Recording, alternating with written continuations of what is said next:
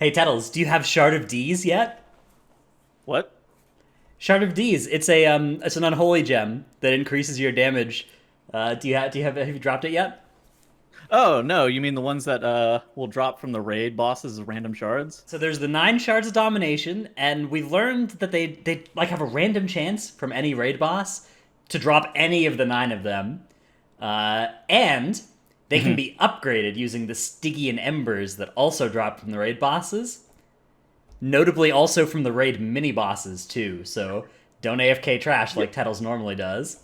Yes, there are like all of the named mini bosses. You need to make sure that you are killing them and looting them because if you don't, then you'll start to become behind on your Stygian Embers. To be fair, the relative power of these is not the highest that we've seen, so it's not like a OMG. Make sure you're looting, but you should be looting all already. BOEs, of course, not that bad, and then Stygian Embers just giving you a little bit more incentive to be looking to loot some of these mobs. Yeah, so the way that then upgrading them works is you go talk to Bonesmith Hiremere at the Hmm. Death's Advance, near the Death's Advance reputation vendor. Notably, that vendor also sells a 220 domination socket piece that is very much worth getting for basically everybody right now once you get honored. So Two, pick two that thing separate up. two separate vendors, isn't it? Yeah, so there's the Death's Advance reputation vendor that sells that, and then Yeah. there's Bonesmith nearby. And I think you need to do the campaign chapter this week before he'll show up as well. I'm not sure. And then he shows up, and you can buy your domination socket upgrades. You have to buy with the previous domination gem and the Stygian Embers for it to upgrade. And the prices increase rather steeply.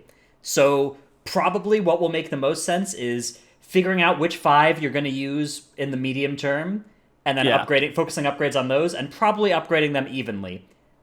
But you may want to wait on making any final decisions because Blizzard has announced that there is Shards of Domination tuning incoming. They're working on a change that will make upgrading more rewarding so that the set bonuses, the Bloodlink, Words of Winter, and Chaos Bane set bonuses that you get in the raid for having 3 Blood, 3 Unholy, or 3 Frost, and also like a specific socketed piece also for Yes. some unknown reason, those will grow based on the strength of the shards. So that might change which order you want to upgrade these things in. My guess is Exactly. it's going to be pretty safe though to just upgrade all the ones you're using to 2 and then all the ones you're using to 3, based on just how these costs work out. I'm pretty sure that's going to end up being the most efficient thing to do. And if you want to change them too, you can also buy the chisel from Aramir. It basically you're able to just completely pry the gem out of the hole and be able to just put a new gem in. Right now, I have just like the Prydaz Shield esque gem. I don't know the name of it. It's the Prydaz Shield one. And I know that I'm not going to use that in the long term, but in the interim, I know that I can just use it for now. I'll pry the gem out later and start throwing in my more damage oriented, more optimized gems. As a whole, though, it's been pretty interesting to see. It's going to take a very long time, I feel like, to get all 5 pieces of domination gear. So for those who don't know, you on your slots that you have specifically, like on helm, chest, and shoulders, there are always going to be shards, sockets of domination that are on those pieces, and then your armor type is specifically going to have some as well. It looks like cloth is bracers and belt, leather is gloves and boots, mail is belt and boots, and plate is bracers and gloves. So those pieces for your respective armor type will also have the sockets of domination on them, at which you fill in these shards of domination. And so that's something that's interesting. We're kind of gated right now behind, like, okay, we talked about how it's going to take a little bit, like a little while, to be able to get all of these shards of domination from off the bosses. I think it's going to take even longer to just get the pieces that you need, especially with how like personal loot works, especially with how a bunch of the different things in this game function currently. Yeah, there are a couple of things you can do to play like with this knowledge in mind. I think the most notable thing is when it comes to your Great Vault.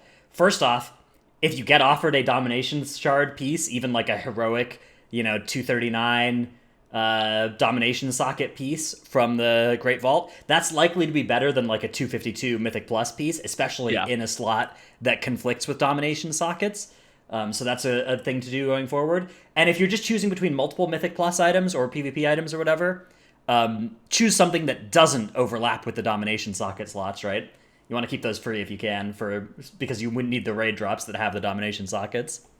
Exactly. So I mean, it really minimizes the amount of stuff that you can pick for the vault, but it makes those like making sure that you do have those pieces even more important. So really focus on trying to get the shards of domination pieces out of your vault if you are presented with that opportunity. It also allows you to trade with your friends, but maybe keep it for yourself and be greedy.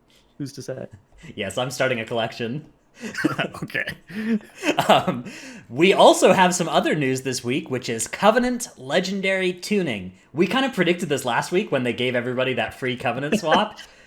But here it is. The Yeah. Covenant Legendaries that were all data mined, playable on PTR for a while, a solid half of them have been tuned here. Almost all of these are buffs. We do have two nerfs hidden among the buffs as well. They are so let's just do the nerfs first so that we can get them out of the way. The Venthia Rogue one is half as strong now on the verse per stack, and the Venthir Warrior one is 1.5 second increase of recklessness down from 2. So both of these may change the prio for these classes, perhaps. Or it might just Yeah. change which legendary you use if you're playing that, right? Like my knowledge of Rogue is that like Sin Rogues will still be Venthir, they just will use a different legendary now, or it'll be like tied with this one. But yeah, this is the kind of thing that over the next couple days, the theory crafters will figure stuff out. We'll see some consensus coming together, and I'm sure on Wowhead as well. There will be class writer thoughts available soon too that you can check I've out. already been thinking about that. Yeah, so Yeah. I know that they are coming.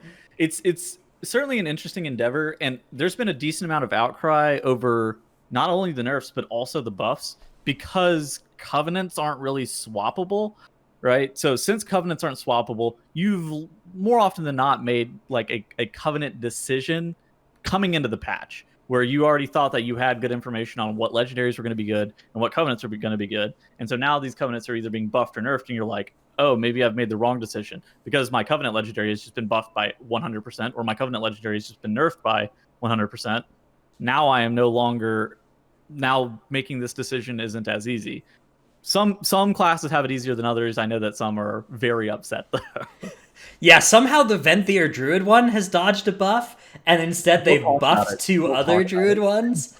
Don't talk about it. I If don't you know how don't much look you at had it, to pay them to make this happen, but this is crazy.